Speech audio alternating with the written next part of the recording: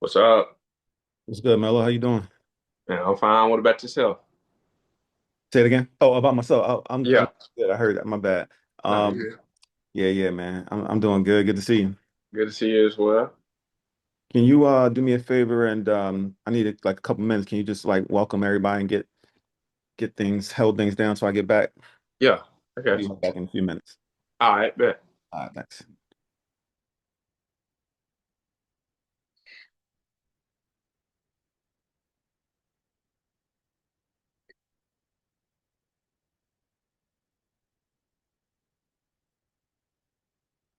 Hey, Cynthia, how you doing? I'm good. How are you? I'm fine. That's good. Resting. How was your weekend? Oh, I had a ball. I'm still like in Yeah. chill mode. It was nice. It was just nice because me and my friend, she was at the last thing with me. So you met her, Zakia.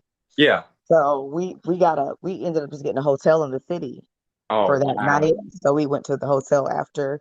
So we just Uh-huh. hung out and yeah, it was nice. We just had a good time. I had an overall very good weekend. Oh, I'm glad to hear that. Thank Yes. Yes. you. Where were you? I was surprised y'all didn't come. We was resting. Had to Oh, rest. okay. Yeah. I feel you. And yesterday we did a lot of work. So, yeah, we had to rest for that. Got you. Got Yeah, you. but Got it you. was fun. It was a fun weekend overall. Yeah. Well, that's good. Yeah, I love anything with some good music and some dancing. Sign me up. Right. No, Instant that's real. sign up. So yeah, it was nice. It was definitely nice. I just wish, golly, I wish we lived closer because it just Oh be so much. yeah. Come It just be to so much. yeah. Yeah. We gotta catch out at the next one though. If you Good, do it, good. yeah. Yeah, definitely. I said I at least want to try to get that way at least minimum once a month Okay, because I yeah. just feel like it's important to have that Uh-huh. in-person time. You know what I'm saying? For Uh, real. yeah. Like, Build that if you try connection. to It's like build the a community, right? It's like you don't want to definitely try to build those bonds. So uh-huh. Okay. try to get over there as much as I can. Yeah. But yeah. Okay. See, did Where's you? the missus? Is she on here too? No, she's not. She's actually Oh, spending some time with her mom. They're having mom, oh, okay. yeah, mom daughter Okay. time. So she should be back probably at the end of the call. I'm thinking probably like around 4 o'clock or Okay. so. Yeah. Okay. Yeah. Does her mom live close by y'all? Nah, she probably live about 20 minutes. I mean, it's still kind of Oh, close. So that's yeah, not too 20 to bad. 30 Yeah. minutes. Yeah. Yeah. I feel like in Metro Atlanta, 30 minutes or less, like, yeah, you live close. Yeah, now that I think about it, now that you said, yeah, no, that's real. Yeah. So, Cause I'm from Milwaukee originally, and like kind of like everything is close. Ain't nothing real far. oh, It's just such a really? small Huh. city compared to like Metro Atlanta. It's like even if you include the suburbs, it's still little Huh. compared to Man. the Metro Atlanta is real little. Hmm. How long Yeah. you been out here? I moved here in 2005, so it's Oh, been yeah like 20 years, I guess. Yeah, yeah. damn. Yeah, it's been 20 Yeah. years now. Man. But it was definitely a good move because like Milwaukee is just it's like just baby Chicago. It's just Mm. hood and just segregated and racist and just Oh, wow. crab is in the barrel mentality. I was just like, I do not want to raise my kids here Mm. under no circumstance. So I felt like it was a good move for, and it's cold as hell, all that snow. Oof. I can do So it. yes, it was terrible. I mean, you just be buried in snow in the winter and it'd be so cold. So, hey, baby. So it was, yeah, I felt like it was definitely a good move for us as a family to come down here, and it was a better environment, definitely better weather, and I can do all this gardening and stuff, like all year round. Mm. Okay. Cool, cool. Hey, Yeah. Deirdre, how you doing? Hey, I'm good. Good, good. Good to see you. Cynthia, that sounded great, your description. Oh, Yeah, yeah. I came in on it and I was thinking, oh, that's where we're going. oh, okay. Yeah. That's why she does marketing. Yeah. Made it sound really good. Right?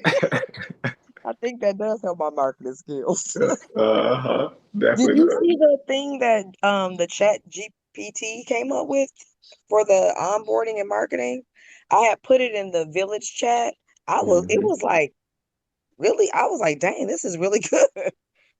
Yeah, it laid out everything. Yeah. So I was hoping we could talk about that today.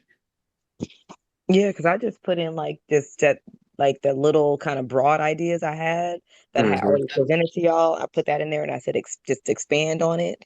And I was like, damn, these are really good ideas. Yes.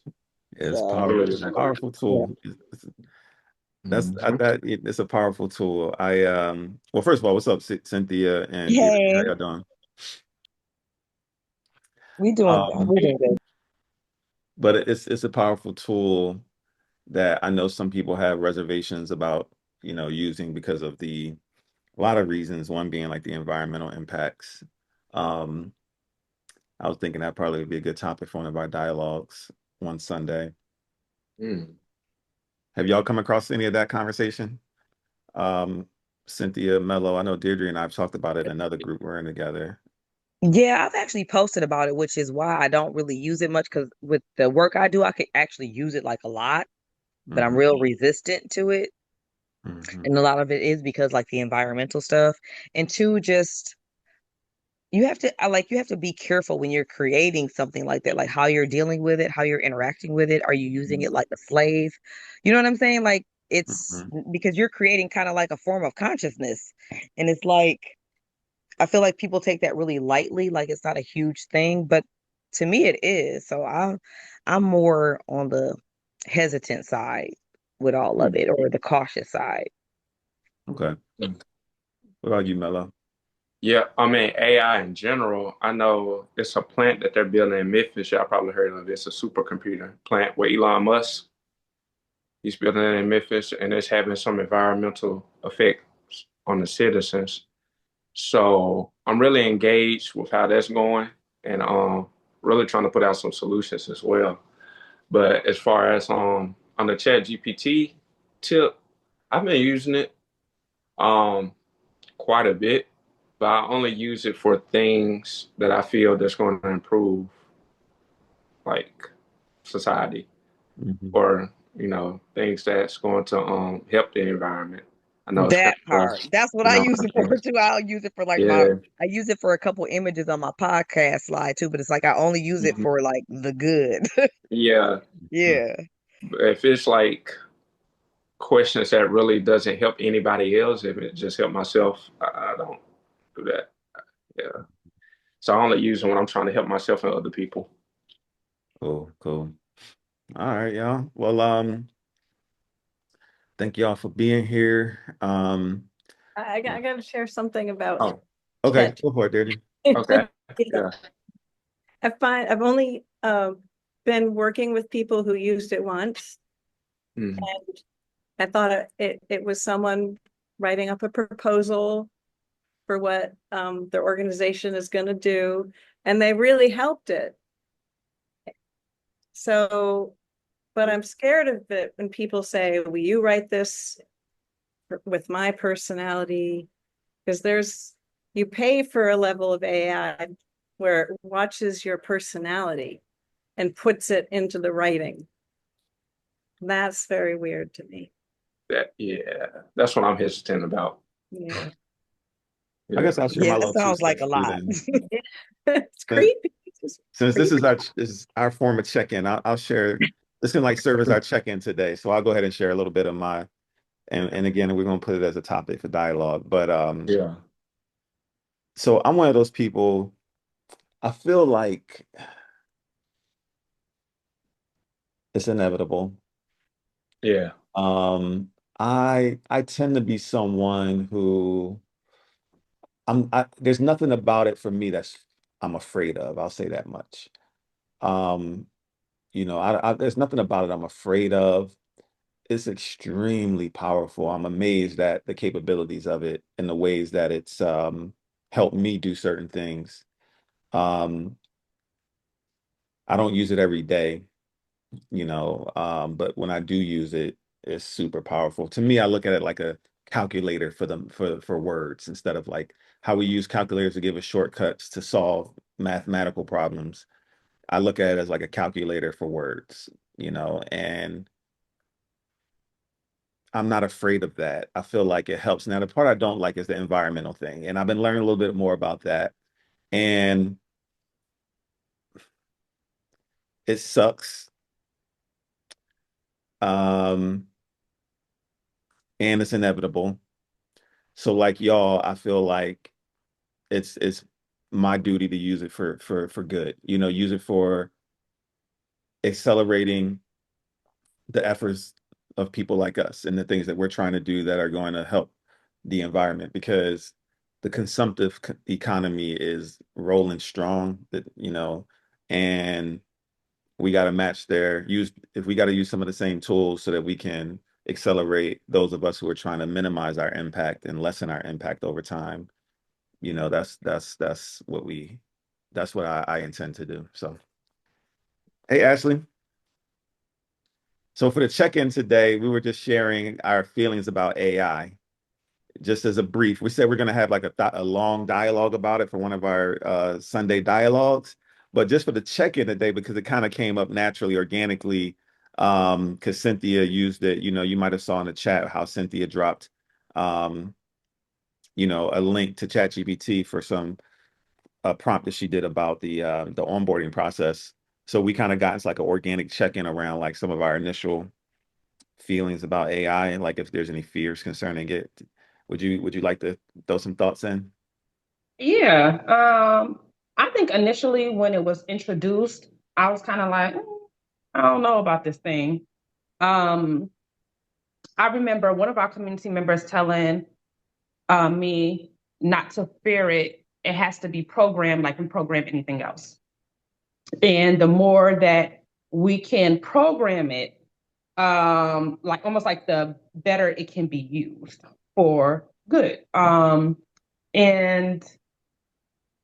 I use it. I've used it also for collectively sustainable when I put all of our talents and gifts in, and it gave back what we can do collectively to be able to like raise money and stuff like that. And I thought it organized it beautifully. I do agree with what you're saying is that it is like a calculator. So you give it your thoughts and it can multiply and expand it in ways that we don't have time to always think these things all the way out, especially in the work that we're doing. Mm-hmm. So, yeah, that's my thoughts on it. Okay. Thank you. Thank you. All right. So let's check in on where we are. Do you all see in the chat the links from our previous meeting? There's two links like for the document, which is the Steward group phases. I think that's also in the calendar invite if you want to go get it there. In the notes section of the calendar invite. But if you need me to drop it again, let me know if you want to look at the doc. And we are in phase 2, which is framework, legal, personnel/needs, governance, onboarding, conflict resolution. And we happen to leave off on the onboarding element of village planning and living. So the last thing, well, let me pause. Does everyone have what they need? Like you're okay accessing the doc or you're okay listening, or does anyone need me to share my screen? Any thoughts on that? Can you drop it Okay, in chat? sure.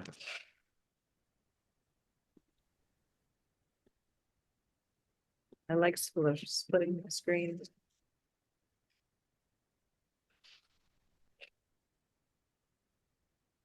Okay, thank you. You're welcome.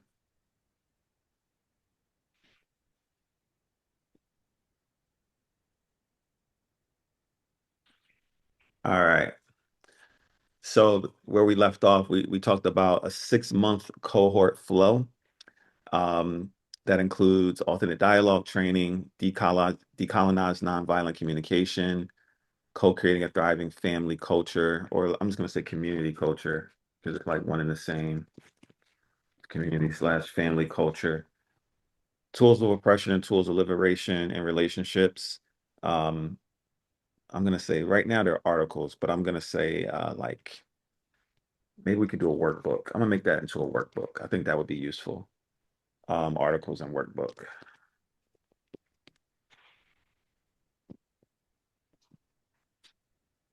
Trauma-informed training, site visit for 2 weeks, 90-day exploration period where folks um after we talked about like after the 2 week site visit, there would be like a 90-day kind of exploration period where they come on site and they're living before we all make a final decision. Community consent to join dialogue. Community consent. Y'all remember what that is? Welcoming ceremony. Oh, I think that was where the community had a dialogue to consent to the new person or new people joining, and then a welcoming ceremony if the answer is yes. And that was like our onboarding flow. So just let's I just want to check in with everyone. Um, how's that feel? You feel like anything's missing? And I'll say that just to talk about the cohort flow, the way I'm understanding it is like this is even before they come into like the site visit, the 2 week site visit, or maybe that's a part of the cohort. But it's before the 90-day exploration period. So I was watching a video on YouTube for some eco village in Ithaca yesterday. It's been around for a few years. Really nice looking eco village, and Ithaca, New York. And their process was relatively short compared to ours. Um, so how long was it? Yeah, it was like a tour, stay overnight, maybe a few nights, volunteer in one of their like they call them work party groups, just the different roles that people play in the community. And then, making sure they can get approved for a loan to get a home in that community and things like that. And then it was like they were pretty much in. And I was noticing how different it is from our process. Um, so I wanted to share that with you all. Like is there any part of anyone that feels like, this is a lot or anything like that? Anything is missing? I want to put both things on the table. Is there anything you feel like is missing? Is there any part of you that feels like this is a lot?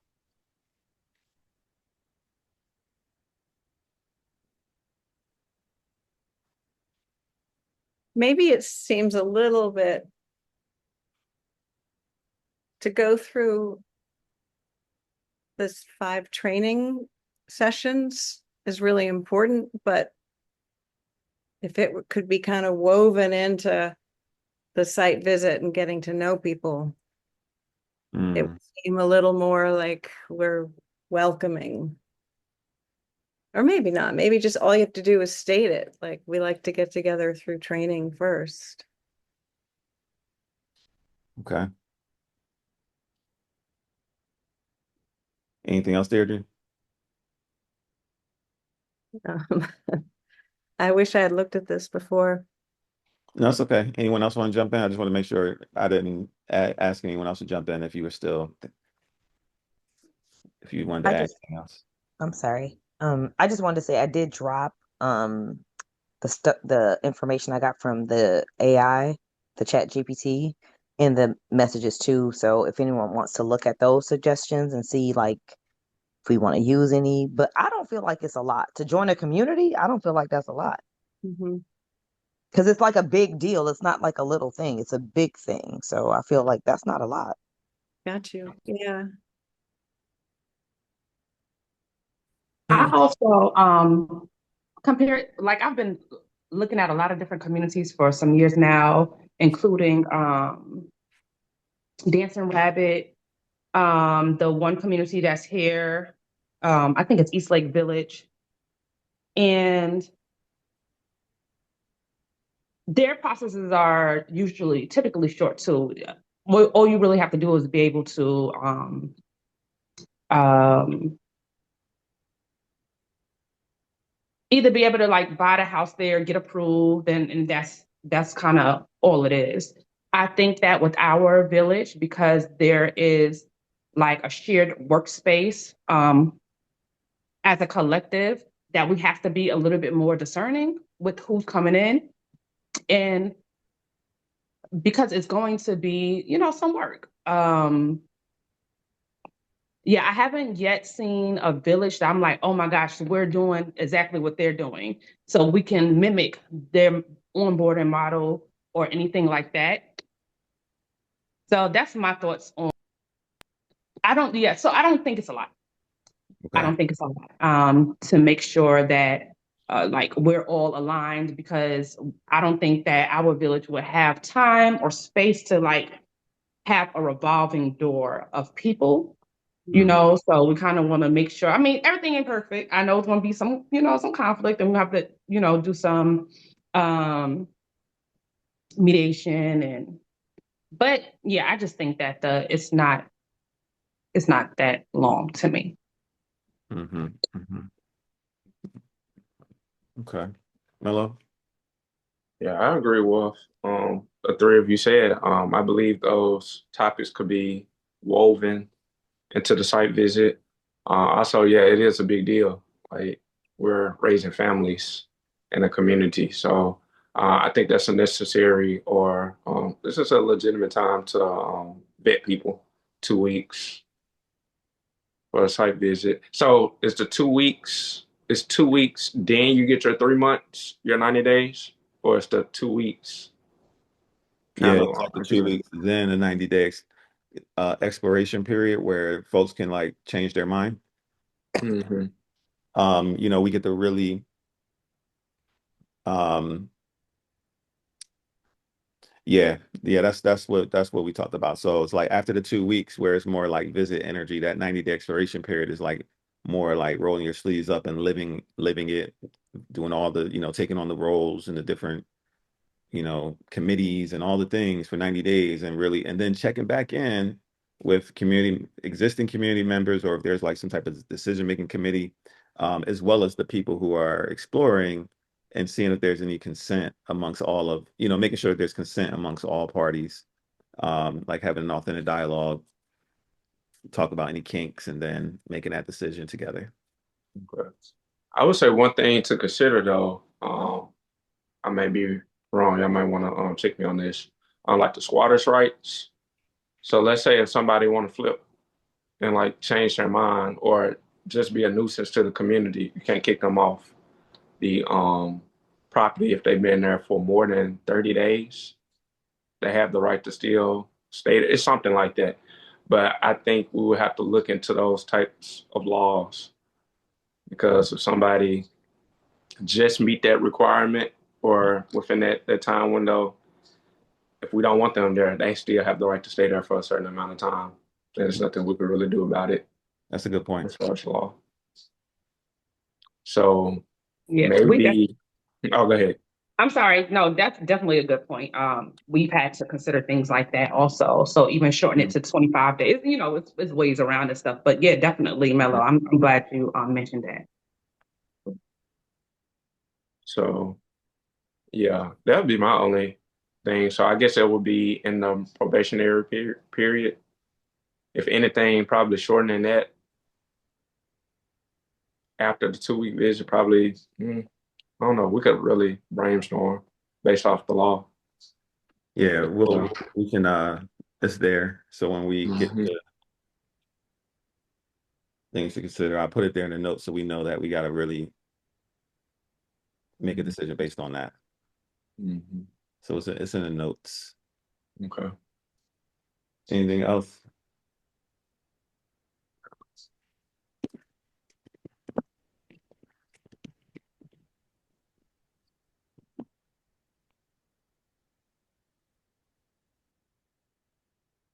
All right. So I agree. I think it's fine. I think, we're trying to do something that's paradigm shifting. We're not just we're taking it a step further. I feel like we're building upon all of the work that all the other eco villages and intentional communities have done. We're taking it to another level. They're doing it, they're living it, but we're trying to do it. We're going to do it in a post-capitalist, way, and collaboration and sharing in every way. And from the ones I've visited, they don't all do those things in the ways that we're talking about doing. So I think it's totally okay to really, take our time and make sure this is something that folks want to be truly do with us, and that they're really aligned in the necessary ways needed. They're willing to put the time and energy into unlearning the things that need to be unlearned and learning the new skills that need to be learned, etc. So I'm okay with it. Um, okay. So I do like I'm gonna put that down, things to consider. What you said, Deirdre, I do like the idea of somehow incorporating some of it, like the site visit. Maybe some of the training can be a part of that. Like that's something that I'm open to having that conversation and considering it, and like us really maybe putting some more time. Can parts of this be a part of the 6 month cohort? Part of, like, it could be like the final 2 weeks of that cohort type of thing. I think like the root of my initial feeling, although now I'm sort of on the fence about it, was it would be nice to get to know people during some of the training sessions. If I were coming in, it would just be kind of nice to get to know some of the people in the community while doing the training. And it could be on screen too, right? It doesn't have to be at the farm. Like first it could be on screen and then eventually it's the farm. Hmm. Yeah, that's a good point. Um,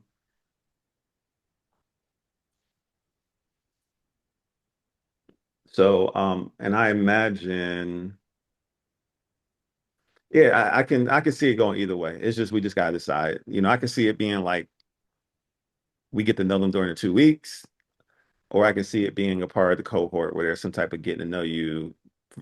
Um, you know, I can see it being either or. Um, and you're saying your need and what you're expressing is like as a member of the community wanting to get to know folks in the cohort, like wanting to meet the people in the cohort, get to know people in the cohort. That's what you're saying, Deirdre? Well, no, I don't know. I'm not sure. I'm not sure I understand the what is a cohort? It's like 6 people who decide they want to try it. So it's at the same time. So they're on the cohort going through the onboarding together. Yeah. Okay. And of course, it would be They someone, would get to know each other first, and then just whoever's leading the training. right? And then a second step, they'd be getting to know even more of the community. And then there's, yeah, this actually makes a lot of sense too. Okay. But All right. And everyone else is clear? Anyone else have anything to add before we move to conflict resolution? I would say um kind of vetting them through videos like the first 2 or 3 days and maybe answer some questions, kind of like how we make the stewardship or how people become stewards, like how we have this as a requirement to be in this conversation. I'm thinking they could go through like 2 or 3 days of videos, and if they're really committed, then have them come onto the property. So I think that will already happen, because I don't think we would be inviting anyone if they weren't already a part of collectively sustainable as a steward. Okay, You know yeah, what I okay, mean? Like everyone that's coming they're already going through some of that process anyway by right, becoming a steward, and or sorry, just by becoming a member of collectively sustainable, becoming a steward, lighthouse, going to stewardship centers and learning some basic skills, etc. Like that's still there as well.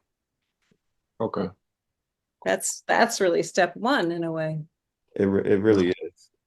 It really is. I know we said it, but I'm glad you mentioned it in that way. So let me go ahead and do that.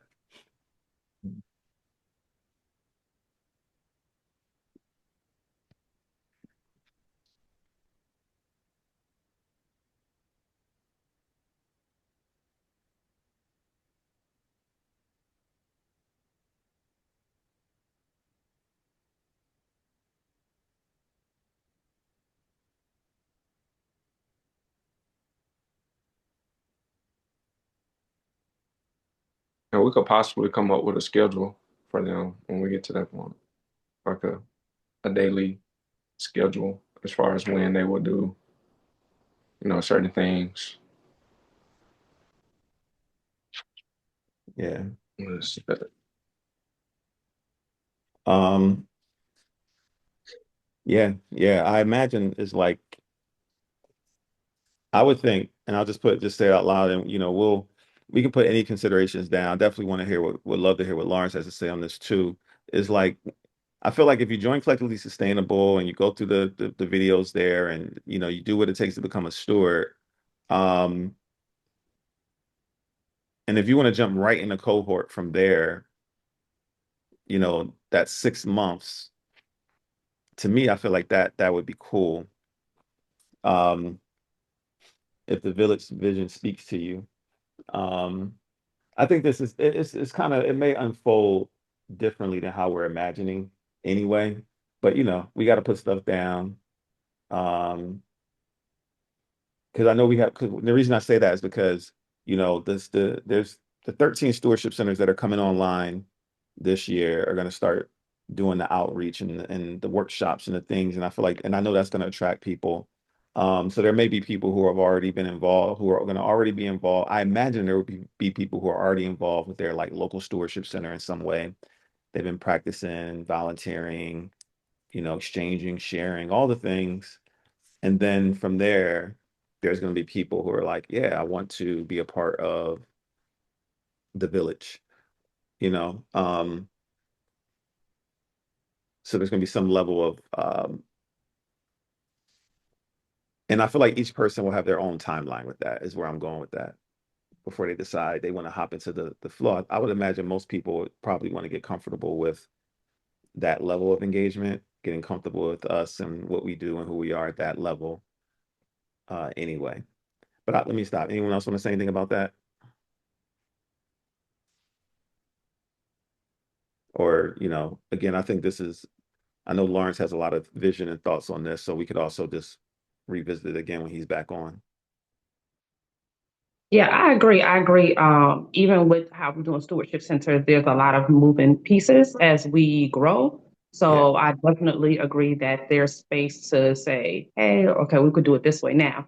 But also, yes, the stores will hopefully, and I think I see your vision, Sanjata, that these people will already be a part of the culture in a collective, understand the responsibility of community um, and collective works. So once they show interest in the village, then it's like they've already done a lot of the work, So yes, yeah, I can see it. Um, yeah, I'd be interested in hearing Lawrence's thoughts too. Okay. All right. So y'all want to move down to conflict resolution and governance. Conflict resolution. Yeah, and then governance. So I feel like Mello, you put some was you put more like governance things into the group a while back. Was it conflict resolution or was it just Oh, governance? yeah. It was more governance on decision making. Okay. Mm-hmm. So I'll share some thoughts I have on conflict resolution. The way I'm thinking about it is I would like for us to really be proactive with conflict resolution and really have supports in place and like make it one of our norms that's like what we expect is that we expect conflict. And just as much as we expect conflict because that's a part of human nature, we expect that people also take the next step to resolving it. And that there's like, again, a phases to that. Being intentional about resolving it amongst themselves with the tools that they're learning through the tools that we teach and they'll have access to through, the things that we'll always be modeling as a community. And our whole decision making and resolving conflict in terms of or just resolving differences in terms of when we make decisions together. Um, but beyond that, there's like that individual level, let's say interpersonal level in the household or in within a given relationship, we're trusting that everyone's coming into this and having learned those skills and they're going to try to resolve it. But then if it needs more support, it's like then it gets elevated to that next level of support, which is going to those people in the community, um, who can hold space to help the people unpack whatever the issue is. And that being like a norm, and it being is something that's like just as easy as taking out the trash. Like it's just an expectation. That's just what we do. We have conflicts. We're humans, whether it be parent-child, whether it be, partners, relationship partners, whether it be close friends, whether it be neighbors. You know what I mean? It's like as much as we know that conflict is going to arise, we also know that you can go to Mello, you can go to Kanisha, you can go to Sunjata, and they're going to hold space as an example for resolving and coming to some resolve. So that's like my initial thoughts on it. Anyone want to add anything? Yeah, the conflict resolution has been on my mind lately. Okay. When it comes to community, I use community a lot for conflict resolution. I think with that comes trust. And I'm wondering what are some things that we can implement or put into practice when it comes to trust in community? Because it's like we're all still building relationship with one another, right? Mhm. Um, and I think that you should be able to go to your community and trust that they have your best interest for you in your household or whoever is involved Mhm. to help resolve it with no bias, I guess, and that's hard because we're human beings and we do have bias. So I'm just thinking like, should we come up with I don't know, some more activities around building trust in community because I think it'll be easier for us to resolve conflict. I know one of my things is, and I don't know because I grew up like this way, and it's like I don't want nobody to know my business. Yeah. Like I don't want my business out there, but I Mhm. should be able to trust my business with my community. So, and I think that's been years of us just like working together and getting to know each other. So I'm trying to think like how do we then teach that? So I have a question, Ashley. Do you think that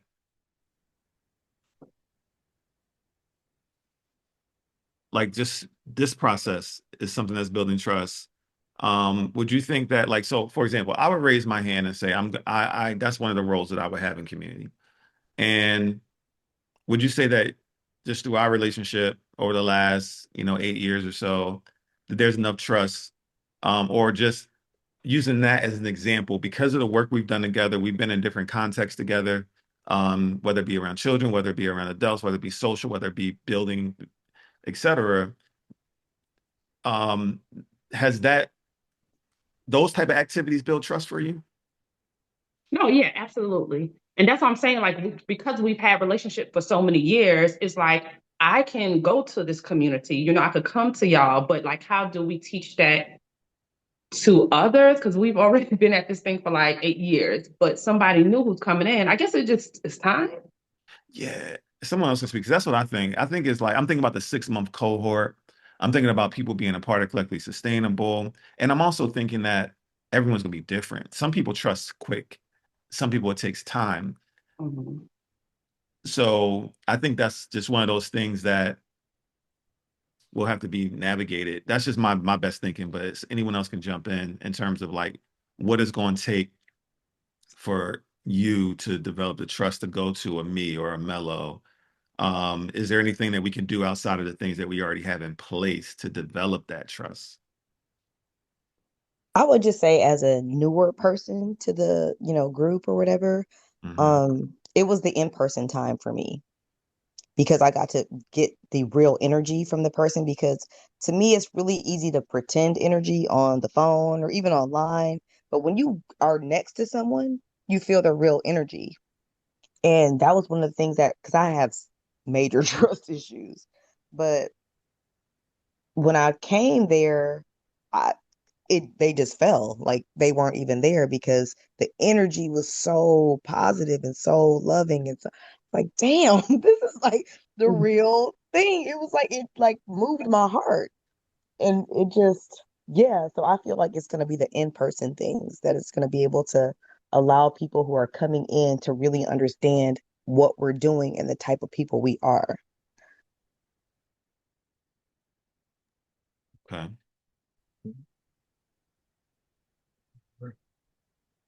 Anyone else want to speak on that?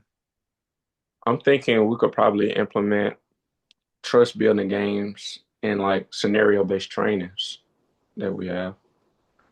I think the scenario based trainings will also build trust in itself um, once we get those rolling. But yeah, again, implementing like games that build trust, that specifically build trust. I think that's a really good idea. So having like trust building games being a part of scenario based trainings, or just It don't even have to just be as a a part part. of like the onboarding process? Where do you see these where do you see these things, Mello? Hmm. Probably during the onboarding process. It don't have to necessarily just be at scenario-based trainings. We could possibly have something once a month, once every 2 months that's based on trust building Like games, it's just a part of the culture of the village. build the culture. Yeah. And once we have those regularly, we'll see who's enjoying it, get feedback from it. Um, yeah. Okay, so what I hear you saying is that scenario-based trainings, which is going to be a part of our culture anyway, trust building games as a part of Mhm. our culture anyway, they feed the trust question. They serve to build trust needed. The trust that's needed that Ashley's speaking towards, that she would need in order to trust someone to go to with their conflicts that's going on in their household or in their marriage or in their partnership, their life partnership, right? Is that Mhm. and that's I feel like that's what you were saying, Ashley. And you're like, for people like you who may take more time, you're speaking up on behalf of you and other people. Here's what I'm gonna say. I also think, Ashley, that the benefit of having multiple people who hold space in that way, because you may trust Kanisha more than you trust me, or someone may trust, Mello more than Kanisha. And it's like, or like Cynthia said, when she came out to the in-person events, start meeting the people, and it's like, man, everybody, so this, that, and the other. It's like, but I'm sure there's certain people that she connected with, more. And I think that during the onboarding processes and the cohort and then the culture of the community, the trust will be built where people will be able to know who they feel comfortable going to in the community to help resolve their interpersonal conflicts. Does that all feel good and make sense? Yeah, that feel good. Okay. So is it as simple as that, y'all? It's like the conflict resolution piece is one, us making it a part of our culture, instilling it as a part of our culture, which is going to happen in our regular like ways that we engage as a community. The co-creating a thrive-in community culture / family culture training when people are onboarding. I'm going to be doing that training with the stewardship centers. Um, so that's going to, even at that level where that's a part of our culture. Authentic dialogue is already a part of our culture. So it's all those things are already a part of our culture, right? So we're learning these skills, and then we're going to be in practice of these skills when we are making decisions together.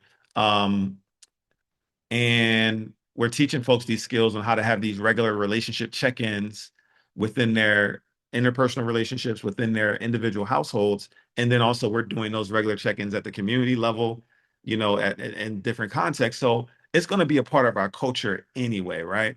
So then beyond all those elements, it's going to be a part of our culture. What we're saying is, then if people need additional support, there will be community members who are space holders that they can go to. Does that all feel good? Because if so, then I'm gonna write it out. Because I've been, that's what our conflict resolution is. Does that feel like it's missing anything? Does anyone feel like that's missing anything? I think it's good. And I wanted to say, I feel like I'm onboarding right now in a funny way. Like it's an honor to be part of the conversations because I'm learning. I'm not, I feel like this is a really important thing that you're building. Yeah. Thanks, Deirdre. And I understand because you're not here for our like in-person meetings regularly and things like that. Um, Yeah. even though I don't know, I think Mello and Cynthia, I don't know if y'all know or heard me say this, but Deirdre did visit the farm back in April when her and a bunch of other folks that I meet with regularly, we meet twice a month. We've been meeting twice a month for 5 years.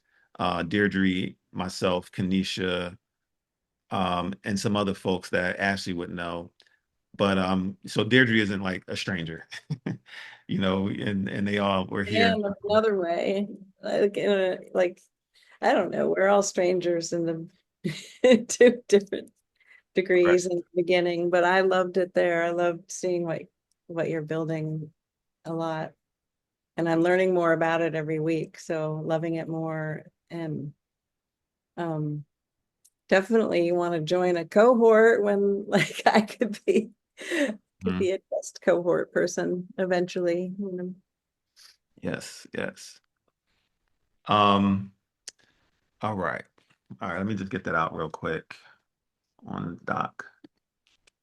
But we hold a space or an event where people is experiencing some challenges that's probably it probably didn't escalate yet, but it's like they're trying to talk it out. Just space to talk things out. Event specifically geared towards that. If somebody has something on their mind and the community kind of help that person you know, think through it so it won't escalate. Give me 1 second, Mello. All right.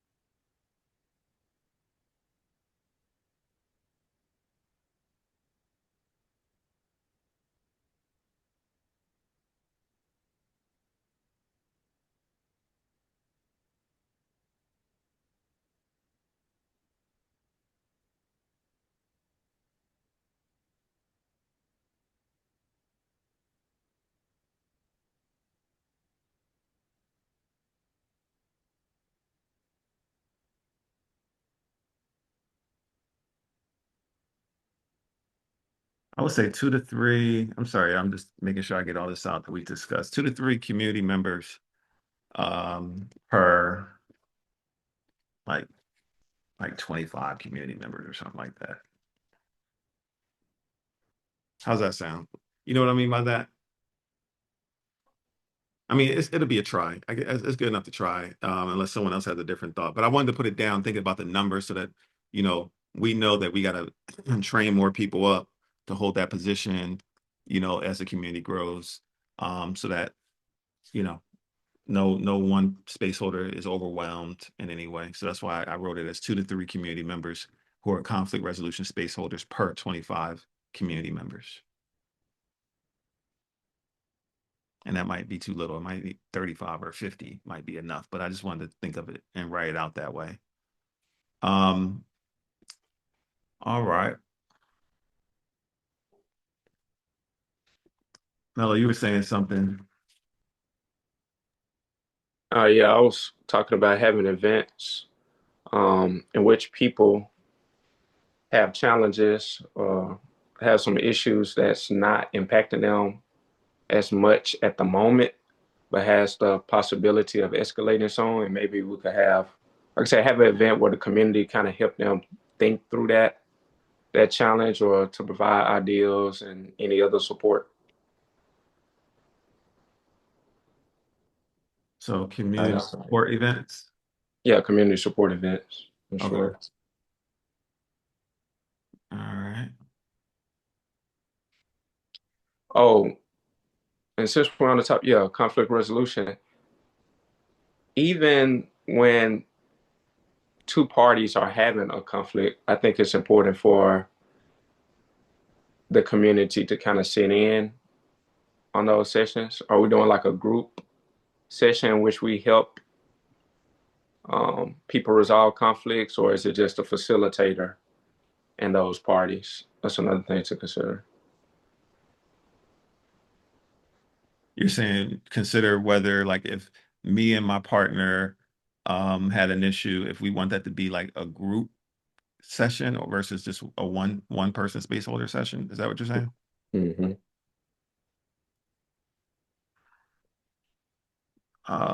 Do you see that where a benefit, you think there's a benefit sometimes, or because I'm thinking that maybe that could be a case by case thing, but are you Yeah. aware of situations where folks prefer maybe having like more of like a group type committee type conflicts holding session that feels like maybe it could solve for some of that bias that Ashley was talking about? Is that kind of what I'm picking up?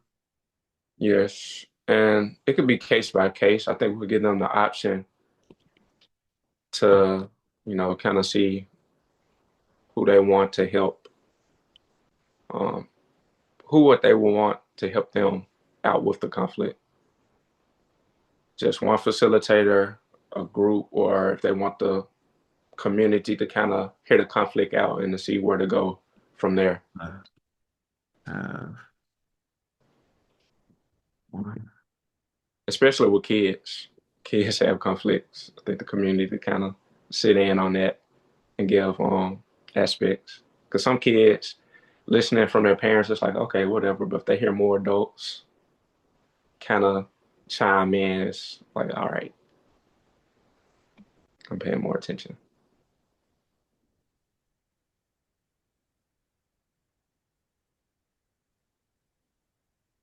Yeah, I almost feel like that could be case by case. Definitely. We've done that before. Mm-hmm. Sandata. I mhm. definitely came together as a community, as a collective to assist with resolving conflict, as Yeah. well as our community members saying, hey, I need you, you, and you to meet me, and we need to discuss this, So Yeah. yeah, but I think that the most important thing would be just to have certain people properly trained, especially with authentic dialogue and conflict, and just let the community members decide what method or what route they need to take. Um, but yeah, and what I was gonna say also is I was thinking about how they do like childcare. I think is like one teacher per 8 students for their mental capacity. And so I'm thinking about the conflict resolution, how we were just talking about it.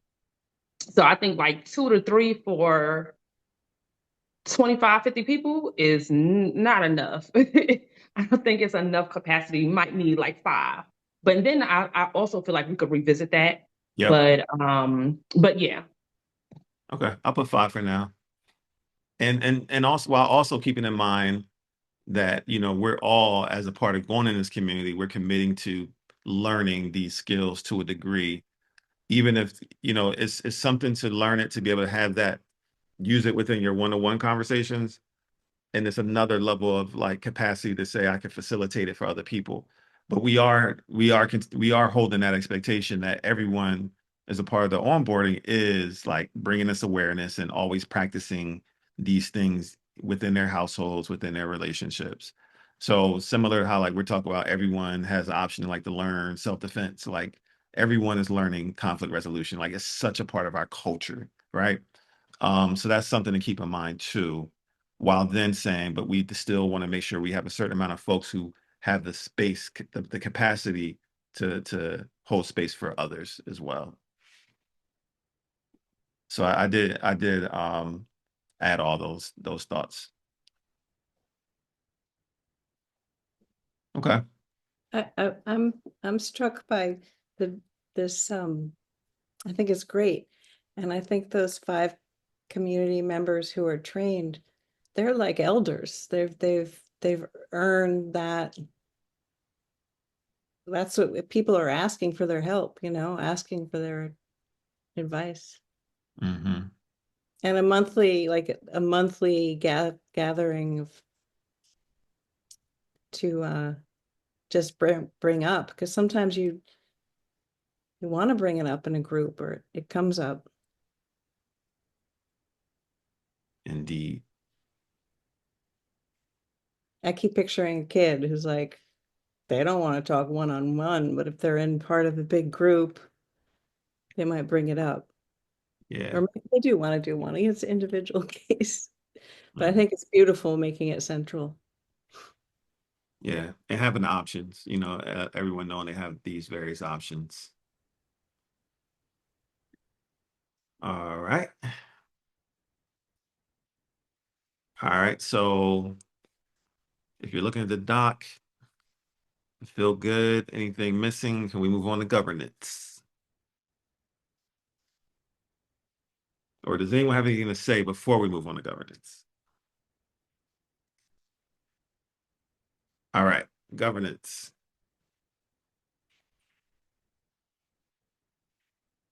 Let's talk about governance. Anyone want to start out with what your idea of governance is? What does it mean in our context?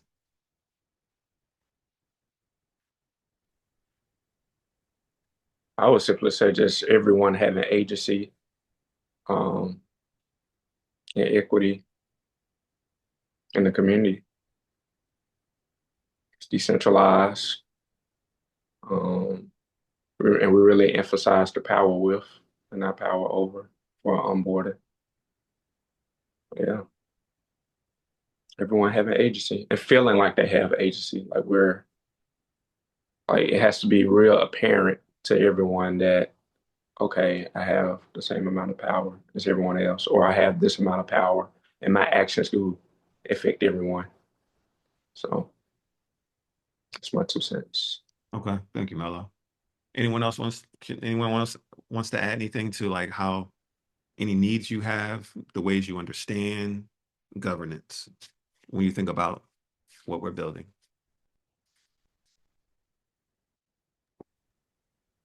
I remember watching one community, and I'm not sure if it was Ithaca.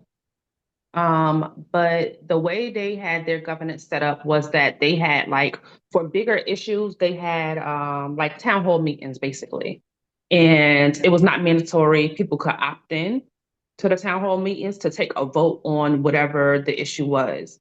Mhm. And I believe their thing was like um some people did opted out of voting. They opted out of voting. And what the and I was thinking, like, why would they opt out of voting? But if I'm in the community and I really trust the community to have my best interest, or you know what I'm saying? Like, and I can't make it, I'm like, okay, y'all gonna make the best decision that y'all can. I may not be at every voting session. And I thought that for that community, that was kind of powerful. Um, I do like the voting idea of governance. I and I also think that it's important to allow people to have sovereignty, whether or not they want to even be a part of the voting process. Mhm. Um, yeah, I don't know. Governance is a big thing right now. Governance and how the government is showing up right now is just like, yeah. But I think that for me, it would be important to allow people to have a say, have a vote. But if they say, hey, like I can't make it, I'm trusting y'all to go ahead and make the best decision, then it is what it is. Mhm. Thank you, Ashley. Anyone else want to say anything about how you understand governance, what needs you may have around governance?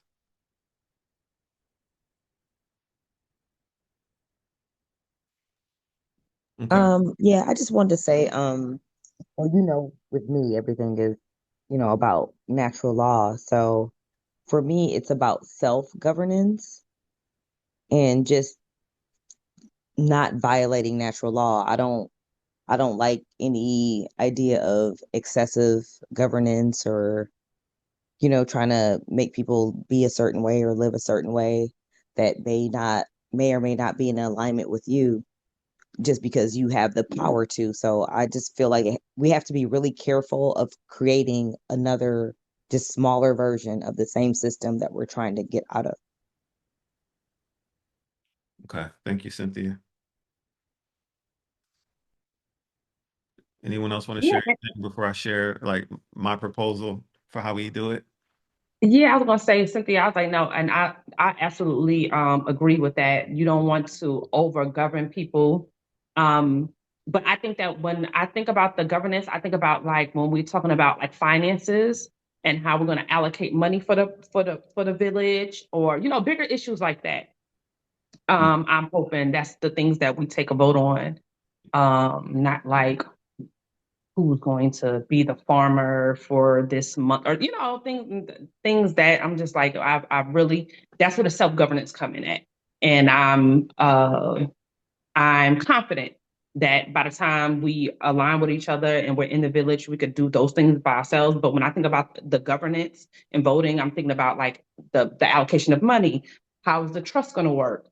Those things, those bigger things. That makes total sense. Like, yes, you would definitely want to Mhm. vote on that type of stuff. So I wasn't even thinking it like that term, but yes, absolutely. That's what I was going to say. Just the voting is so important. Okay. So, with everything that everyone said, I think that, the system and flow that I have in mind, it meets all those requirements and those needs and those understandings. Um, I feel like I've teased this to in this space before. Um, but there's a process that I use and that I've been using, um, within my personal, like basically at every level, it's the same process because it includes all the things that everyone said: decentralization, agency, being able to opt in, um, and consent-based decision making. So I'll speak a little bit to that really quick. So like the way when I hear you all say vote, like Ashley said, everyone has they can opt in or opt out, like if they want to contribute their voice. So I'm hearing you all say vote as voice. Um, but for me, the way that I feel like is in alignment and what Mello put out before in our chat around sociocracy is because sociocracy is about consent. It's a consent-based decision-making process, which is different than consensus and is different than majority rules voting. And there's some really nuanced things about consent-based decision making where you're resolving objections. And once objections are absolved, and decisions are within your range of tolerance, then those things move forward. And it's like an agile process. So as a reminder, because this is being recorded as well, and I know it'll come up again, I'm going to show you all what it looks like. And this is for at the what I'm we're talking about at the governance level. So I'll say and also my understanding of governance is like what Ashley presented, at that level, those type of decisions. That's what I'm understanding governance as being. But this is literally the same flow that I'll be training again for that proactive communication, decision making, collaboration, and conflict resolution, similar flow, uh, different contexts, but it works for them all. So I'm going to share my screen real quick and see if you all have questions around how this may work for governance. So this is what's called a change-up board. All right, it's an agile tool called a change-up board. And in different like agile learning centers, they give them different names just based on the context. So let's say, for example, like this is for a family context, but if we took this to the organizational level, community context, we will replace family culture statement with our community culture statement, and we replace the family shared values with our community shared values. And then when we come to these governance meetings, where we have to make those big decisions, we're already doing it we're mindful of doing it with in ways that are in alignment with our culture and our values. And one of the things that we do, I'm just going to get away from this because it's like, let's say we got to make a decision on what did you say, Ash? Like how we're going to allocate money to a particular whatever, right? If we've raised some funds because we need to get something done, and our divestors have stepped up and like, yes, that's something that it fits everything, and boom. So now, we would jump right into the process of talking about different proposals that people have for whatever that decision is. And, within that, folks would talk about, ask each other questions, have some dialogue around the different considerations and the needs, et cetera. Talk about how it's aligned with our shared values and our culture. And then someone will propose an agreement to try or a solution to try. And then we would ask for consent. So here's what consent means. Does it feel good enough for now and safe enough to try? It may not be your number one preference, but is it within your range of tolerance, right? If it's not within your range of tolerance, that's when you raise your hand and say, I do not consent. Here is a revised proposal based on how this need of mine is not being met, or this consideration, is not being met. And that conversation would be had before a decision goes into the trying it out stage of the process. So this might be hard because I'm like skipping the family stuff, but because that part isn't really necessary for this context and the conversation we're having. But that's kind of like the conversation that whoever's facilitating would facilitate. Let's say Deirdre came up with a solution for whatever the budget and or a proposal, not even a solution. In this case, it's a proposal for how to spend this money to solve whatever problem that we're trying to solve. And then it would do you consent or do you not consent? And ultimately, we don't have to spend, we don't have to have consensus, meaning everyone has to agree to the exact same thing. It just has to be within everyone's range of tolerance. I'll stop there just to see if there's any questions. Is this making sense so far? Are there any questions about what I've said so far?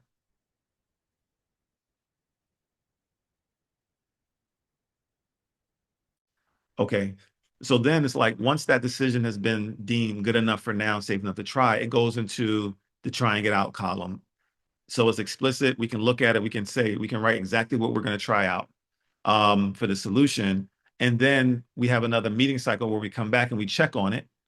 And we say, how is that working out? Is it going well? Do we need to tweak anything in any way? And if not, then we move this to practicing. And then we check on it again the next meeting cycle. If it needs to be iterated in any way, we iterate, we change up what the decision is, and then we leave it in trying it out. Once we have something that feels like it's working and where it's in practice, then we move it to practicing. Another meeting cycle goes by, let's say, 2 weeks, 1 week, a month, whatever the meeting cycles are for this particular decisions, that this particular level of decision making is happening. Again, you check on it after it's happening in real time, and then you make any adjustments necessary in each meeting cycle because you're learning on the fly. We're learning while we're doing. We're staying flexible. We're staying agile in terms of knowing that things change. We can make a decision in the meeting room, but once it starts getting acted out in the real world, we may decide that some things need to be changed.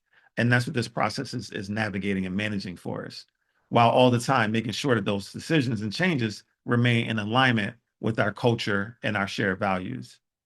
So let's say everything's still going well. Next meeting cycle, we're getting good at it. And then next meeting cycle is still going well. And we know that this particular solution or proposal is now like an integrated part of our culture. We've had enough time to experiment with it, try it out for an extended amount of time to where it feels really good. Any changes that need to be made were made, et cetera. So that would be that process. I feel like could also work at this level of decision making as well, in terms of those type of community level decisions that need to be made. Any questions about that? And Mello, I'll ask you, do you see the sociocracy in that? Yes, definitely see that. Especially with consent-based decision making. So yeah. And remember, at each level, it's like, is there anyone who does not consent to, Hmm. to moving forward with this proposal? And that's where folks can speak up and say, it's bumping up against making me feel uncomfortable, and here's why. And, and we keep tweaking until it feels good enough for now and safe enough to try for everyone who has agreed to be present. Like that's their vote, it's giving their consent or not. And then being a part of revising the proposal until it comes into everyone's range of tolerance.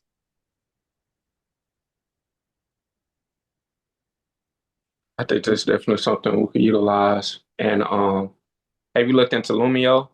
Mhm. Do you think that's a tool that could kind of help? Like we don't have to rely on Lumio, but kind of use it to expedite decision making for certain Um, subjects.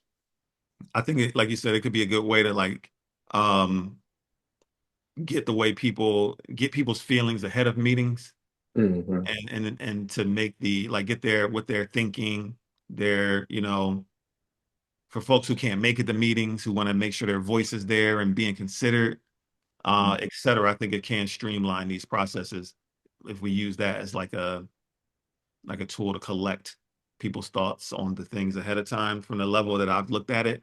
Um, Hmm. but I need to spend more time with it to see if it can also support this type of iterative process. Gotcha.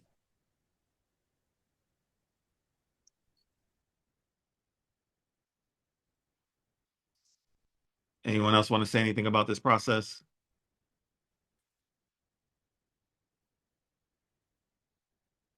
So, okay, so it makes sense to everyone. Okay.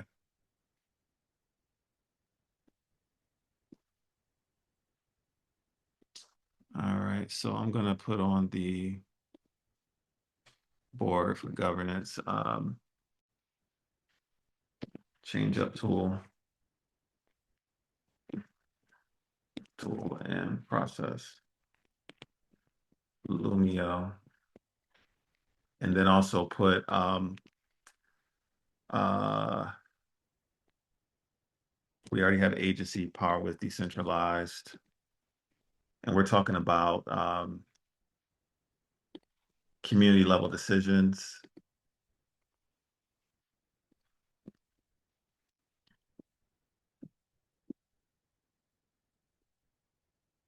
I.e., what's some of the examples you gave, Ashley, again? Like budget stuff, budget, roles, Yeah, committee, more so like when it comes to how the village is going to operate. So when it comes to right? finances, um, legal things such as trust, Right. those type of things. Yes. Okay.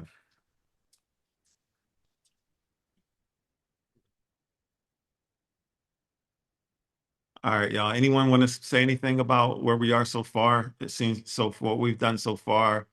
Um, we took a look at the onboarding process again. We laid out a conflict resolution considerations and process, and we laid out the government governance considerations and processes and process.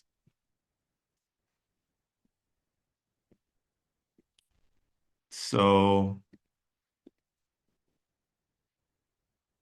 all right. So the next thing would be phase 3, which was land search, housing, off-grid energy, design, food production systems. Um, and we have a steward group.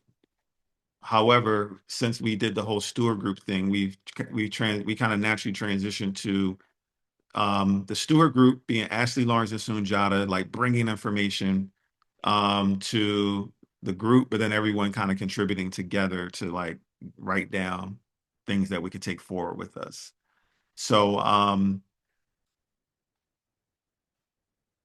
This reminds me. I'm sorry, let me back up a little bit, y'all. I wanted to come to you really quick, Cynthia. You dropped the link that you shared with us into the chat.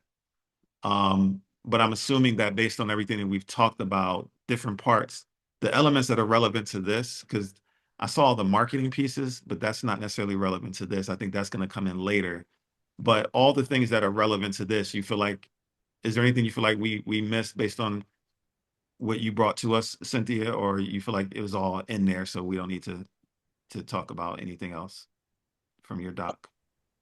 I do feel like it's in there. I just feel like it's higher level. Like the doc, I feel like it's more like your strategies to reach certain goals. But I feel like we've talked about all the main goals and aspects. To me, I feel like it's a solid plan.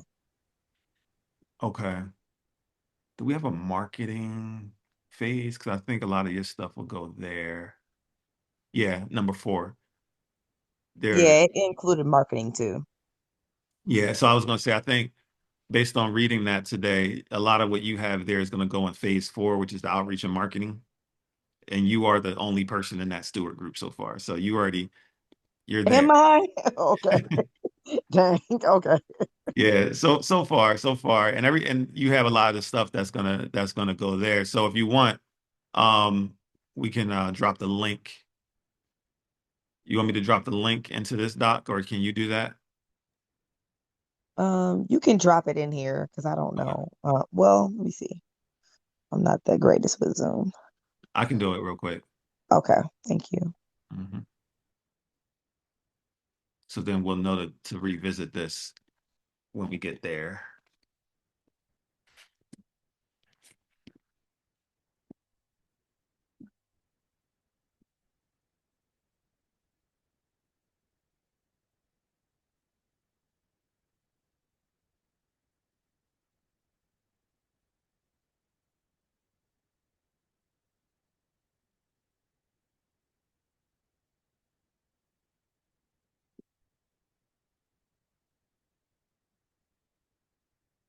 All right. So the way I'm thinking about this, it's 3:19, and we carved out 2 hours. But this is a whole new phase. So I'm wondering if we want to just pause here, since it'll be starting a new phase, come back where Ashley Lawrence and I can come back with some initial info for y'all. That feels appropriate, but I wanted to know if there's any like initial thoughts that anyone would like to share um, around this. And we'll kind of go through it the way we have been. We'll start with land search, and then we'll work our way through each one, housing, etc. That's what I'm proposing. Do you all agree? Or that's kind of what's making sense for me, but please share your thoughts on, how we should proceed based on how you're seeing things.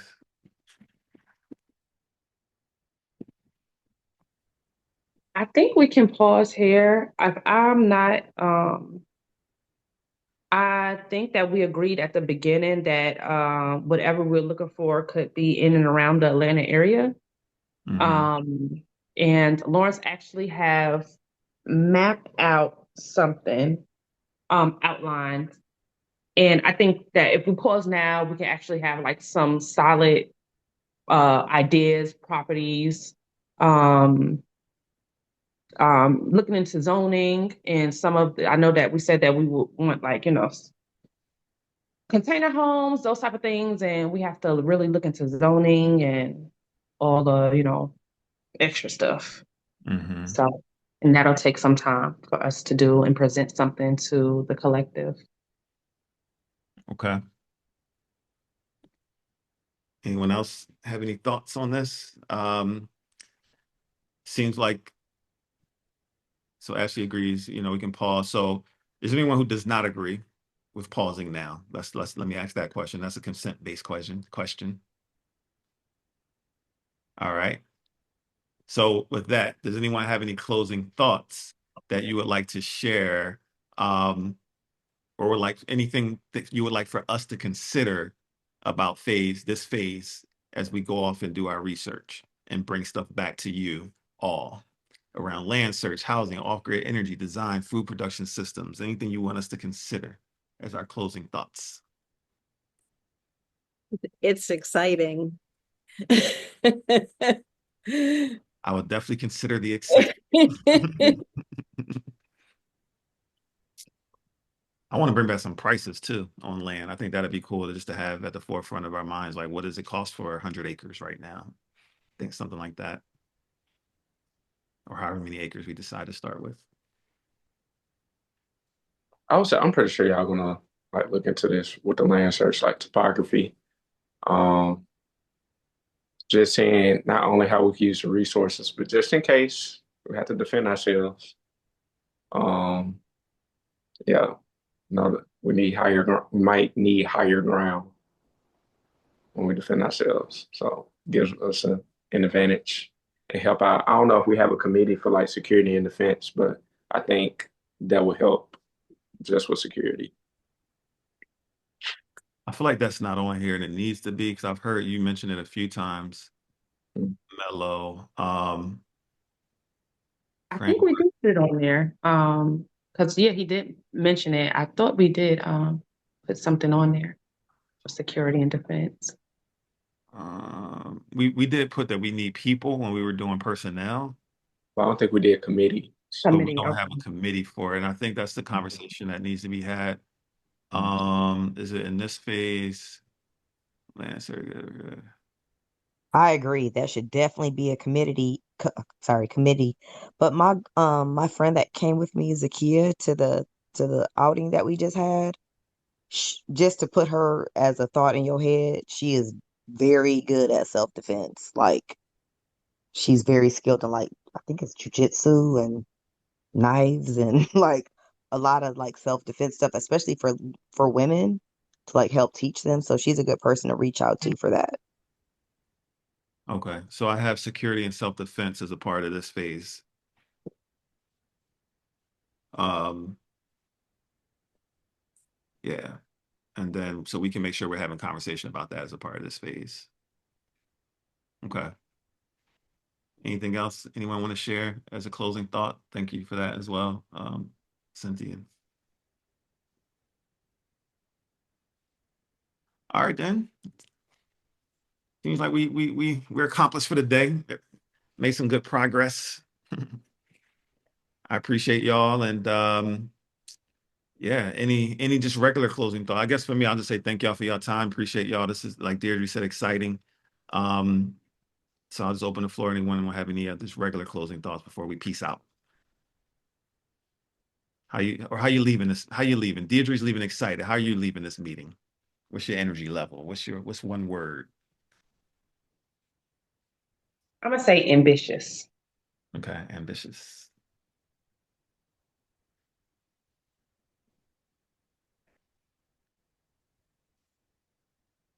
I'm hopeful. It gives me so much hope. Like I can see like a bright future. You know what I'm saying? Like it's just hopeful.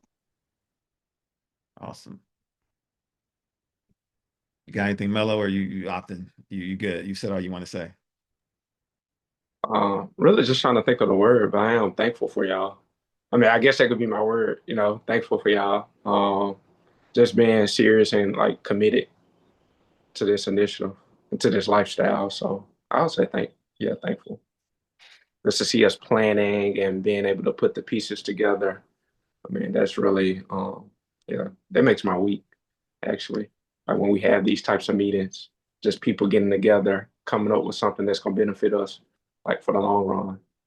So, yeah, just being around, y'all. Respect. Mhm. All right, y'all. I'm optimistic and love y'all. See y'all later. See y'all next time. All Peace. right, peace.